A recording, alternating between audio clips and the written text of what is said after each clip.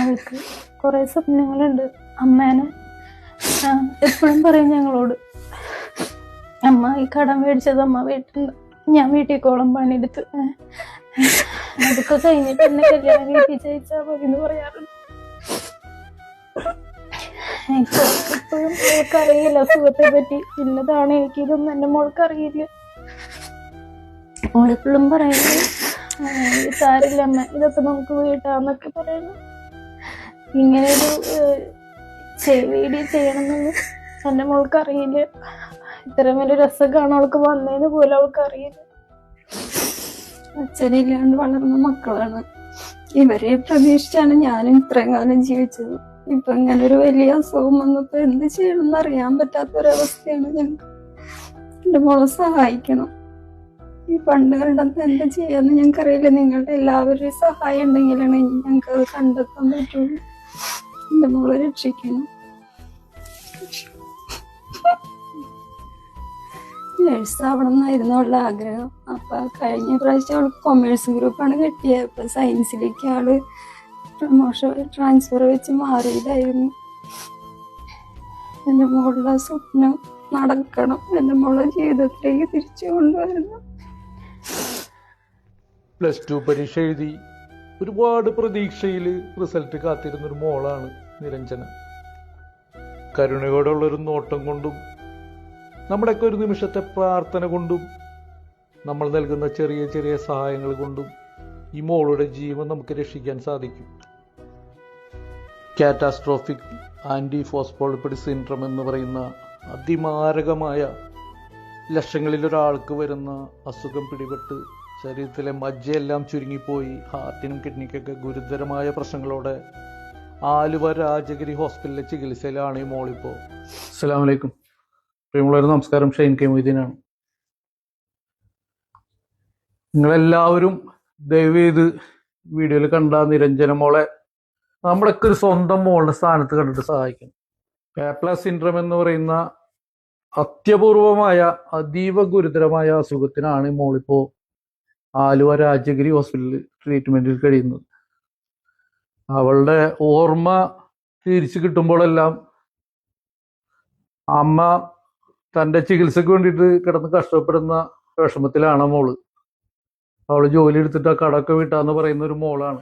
ഏകദേശം 40 ലക്ഷത്തോളം രൂപയാണ് ആ മോളുടെ ചികിത്സക്കായിട്ട് വളരെ അടിയന്തരമായിട്ട് നമുക്ക് കണ്ടെത്തേണ്ടത്.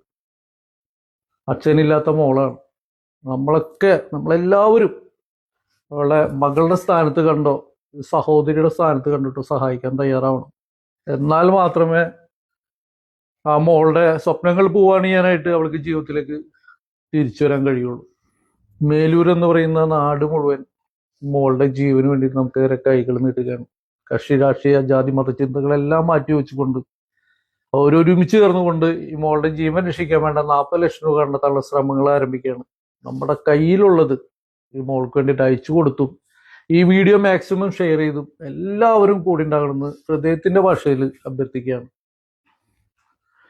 തൃശ്ശൂർ ജില്ലയിലെ ചാലക്കുടി നിയോജകമണ്ഡലം വേലൂർ പഞ്ചായത്ത് 7-ാം വാർഡിൽ പുഷ്പഗിരിയിലാണ് റീജയും അവരുടെ മകളായ നമ്മുടെ പ്രിയപ്പെട്ട മോളും കുടുംബവും താമസിക്കുന്നത്.